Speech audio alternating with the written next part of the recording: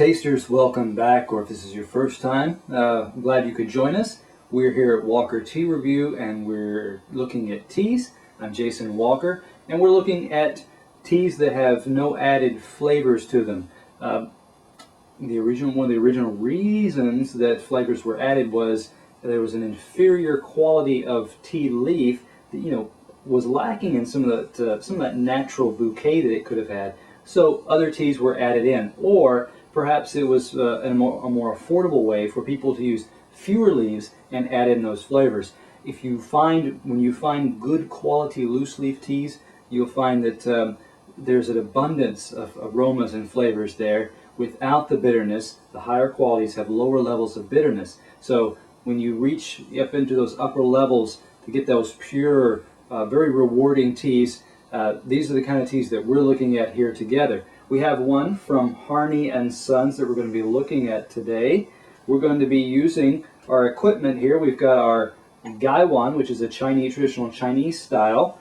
And if you're wanting to taste with us, a couple of things you may want to look at. And first is right up above, you'll see the future episodes page where you can find teas that are upcoming on our schedule. You'll be able to kind of order those teas in advance, have your equipment all lined up, and be able to follow along as you taste at home. What you'll find that's also of value is when you share that experience with other people who have made their comments on what they tasted, what their experience was when they prepared and tasted these teas. So those are some of the things you want to look at in the future episodes page. There are discounts there also. Be sure to look at those. Also above, you'll see the How to Taste page. On the How to Taste page, you'll find two useful areas. The first is the ideas on things that you want to note about your teas. And that includes things about your dry leaf, your wet leaf, and your liquor, the aromas that you'll find, the textures in the tea as well, things you want to note. Also, just below that, you'll find some ideas on basic standard equipment for tea preparation. You've got simple, very affordable objects that you want to be able to use, like a Gaiwan. You'll also find other things like tasting cups, clay teapots. Those are some of the things that you may want to look at if you don't already have some of those things. Other aspects you'll easily find around your home. Teaspoon, for example. So let's go ahead and get this tea started off so that we can talk a little bit more and look at it a little more carefully. Get our lid off, get our spoon out. We're going to get out a fluffy spoon. I prefer my tea stronger, at least in the beginning, because it gives me a full experience of what it is. And if I find that the first time I make this tea it's too strong, there's personal experience involved. So I can always cut back the second time. And but this one allows me to find that full range of aromas and flavors. So what we've done is we got a pretty lumpy, fluffy teaspoon. When you shake it out, it spreads fairly evenly over the flat bottom surface of this Gaiwan cup, which is a good amount. We're going to add our water. Now our water is going to be, because we have a green tea, we want water that is not at a full boil, but has been brought to a close to a boil, because green teas are more delicate than a black tea, say. The other thing, I want to add a little bit more water, because with a Gaiwan, the goal here is to raise your water level enough so that when you put your lid on, you have a little bit of water that rises over the lid, creates a seal. And that's what we have there. I see a little bit of water right above the rim or edge of my lid. So I want to slide that carefully over. If you spill, that's why you've got the saucer at the bottom. But we're also going to put this down out of the way.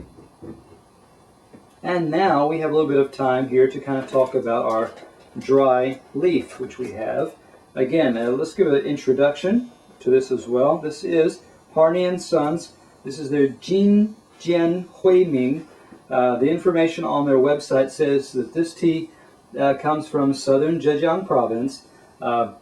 4 ounces. This tin, for example, is a 4-ounce tin. What could we compare it to? This is an 80 milliliter Gaiwan from, this is from Grand Teas. The name just suddenly tried to escape me. Grand Teas 80 milliliter Gaiwan. Now, this gives us 4 ounces that we look at as far as our tea goes. 4 ounces for $10, but again, if you use the code from Walker Tea Review, Walker29, and they'll find that on this this post as well, you can get 20% off of this particular tea. So let's talk a little bit now about the dry leaf, the wet leaf, the liquid as well. So let's first off talk a little bit about our dry leaf and its aromas.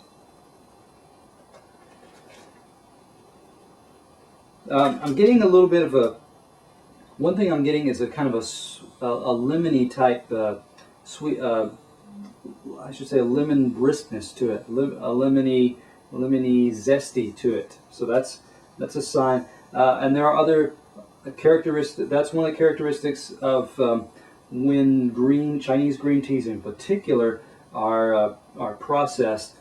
The oxidization process and especially the fixing process, these aspects draw out some of those kind of lemony, zesty smelling compounds in the teas. Also, you're getting a little bit of a kind of a fragrant, floral sweetness aspect, which probably one of the closer notes would be that of something like a sweet clover smell. So that kind of takes care of our aromas. We also want to take a look at our leaf, and I'm going to use our spoon for that, just because these are a little finer. I don't want them sticking all over my hand. There we are. Now, what you're seeing is you're getting some kind of olive, light pear color, kind of a little bit of yellowish green aspect. You're also getting a bit of I'm seeing a little bit of a silvery with a little bit of fuzz on it, which indicates we've got some very young, tender tip-like pieces in here, or buds in here. Okay. You are also getting a little bit of a darker kind of olive drab green as well. And you will note that these pieces are wrapped or twisted along the length of the leaf, so that they are twisted along the main vein of the tea leaf. Okay, here's one. Looks like you're getting a couple of leaves together, like a tip there with the 2 leaves attached there as well. So that gives us indication of the fragrance, the color, the shape of our dry leaf. Okay, so we can kind of set that aside. Now, the other things that you note here on our table over to the side, we're going to kind of give our tea a few seconds more to steep. That looks okay. A couple of things that you want to note. If you're making tea at the office, a couple of options that you have. You have a steeping cup like this one from Dragon Pearl Teas. Let me make sure yes, that is from Dragon Pearl Teas. This is an option that gives you a lid, a ceramic or porcelain steeping area with the holes on the side so that it allows the water to flow through. And you'll notice these are pretty good sized holes. This you could probably fit like 2 toothpicks squeezed down in there together. So that means it's a larger size. It's going to allow the water to flow through and out more easily, which means you're going to put your leaf in here, and you're going to drop it down in your cup, pour your water in. After you've given it some time to steep, you're going to be able to pull that out. You have to wait a little while, let the water drain out, and then you can set it there on your lid, which is great especially for larger size leaves. But again, if you get into something like a sencha, a Japanese style green, if you get into a black tea that has the chopped pieces, you're going to end up with pieces of leaves that slip through the holes, which if you don't want to have to strain your tea through your teeth or lips, that could be an issue. The other thing is, what if you're at the office, you've got this on your desk, and it can be easy to knock off and roll around. So those are some of the things you may want to consider. Getting an extra cup, for example, to rest your like your porcelain steeping basket area here. So that's one option. The other option would be a cup like this. A brew mug is what it's sometimes called, because you have your lid, you have your plastic or glass, this one in particular is plastic, container, and you have a nice straining screen here. So this one is much finer, which would hold back some of those kind of like a Japanese green, finer cut black teas as well. But the issue with this would be, how are you going to prevent your teas from over steeping? One of the solutions that you can do is to add your leaf. Of course, you'll undo it, add your leaf in, fill your hot water, say halfway, let that steep for the amount of time you need, and then add the rest with cool water, which will stop a lot of your steeping process from continuing and doesn't over steep. If you do that with the right kinds of teas, you can get a couple of steepings this way. Of course, when you drink, you are drinking straight from the lip here, and your screen is protecting or keeping your leaf inside your mug. Okay, so those are some of your options. This particular example is from Teas Etc. It's their brew mug or travel mug you may want to check out. Now, let's go, while we're still here, let's go to our wet leaf and our liquor. So we're going to go ahead and pour, and with our gaiwan here, we are going to put our longest finger, our middle finger, and our thumb here on the rims. We're putting our index finger on the top here. We're angling our lid so that it angles downward or towards the left here, downward toward the left.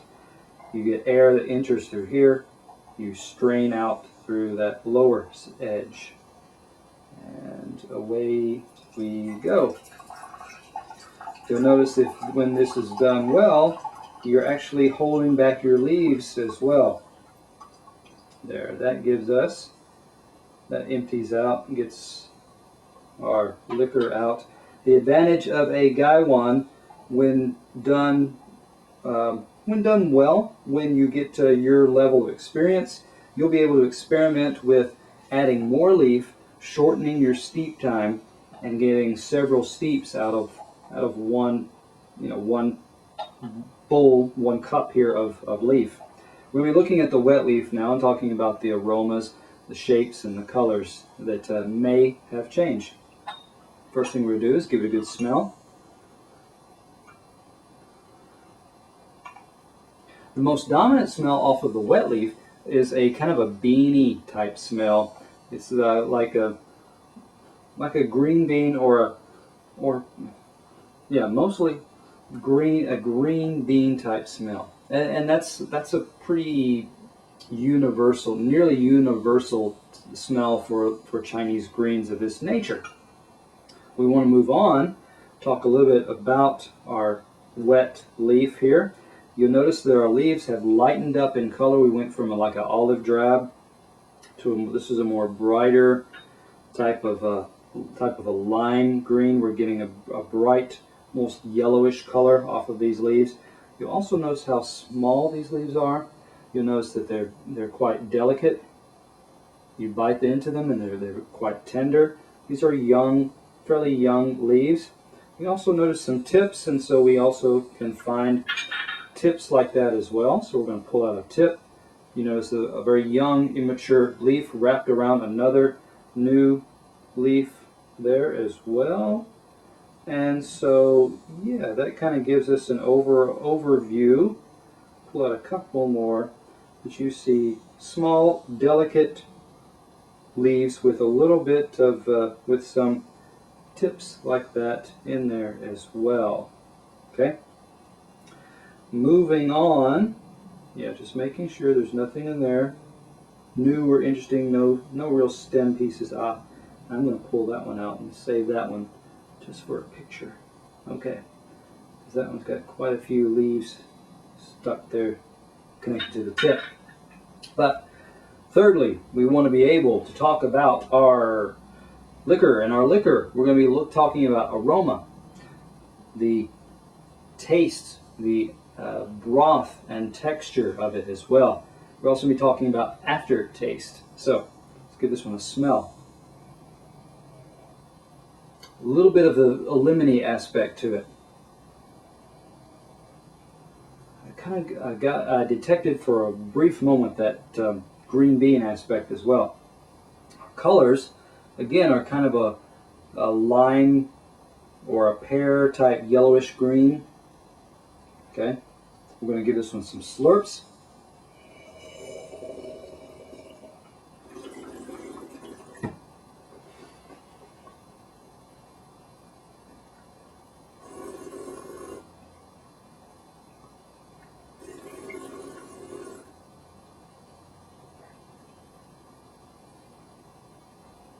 Okay, because we drew out a lot of aroma on this, we gave this one pretty good, thorough steep time.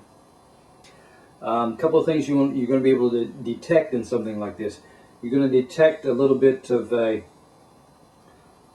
almost like you're still getting that green bean aspect to it. You're getting quite a bit of astringency. This one got steeped very thoroughly. So you're getting that astringency to it.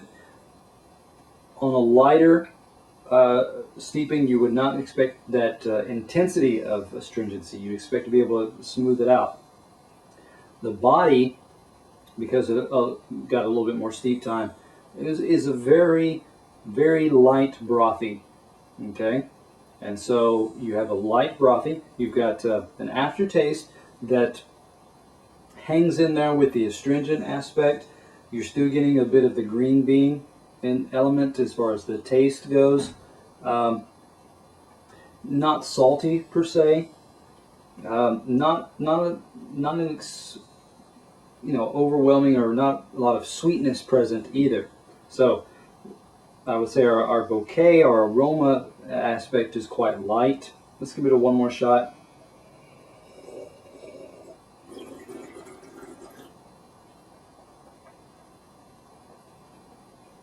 So, yeah, this one is as we look at this tea, we would say this is a delicate tea. It does have light body, light range or light palette or bouquet of aromas. When steeped properly, or when steeped, I should say more shorter steep time, you're getting a lighter astringency to it.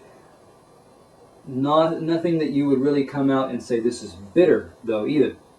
So when we look at this one, we give us an 87, just because we wanted to see, what kind of flavor profile could we pull out of this. It's very gentle, it's very mild. What kind of flavor can we really draw out while controlling, moderating that briskness, that not briskness, but that astringency, and still having a little bit of the light body to it as well. Again, this was Harney and Sons. It's their JinJianHuiMing here at Walker Tea Review. Share with us your comments. What did you feel about this tea if you've had it?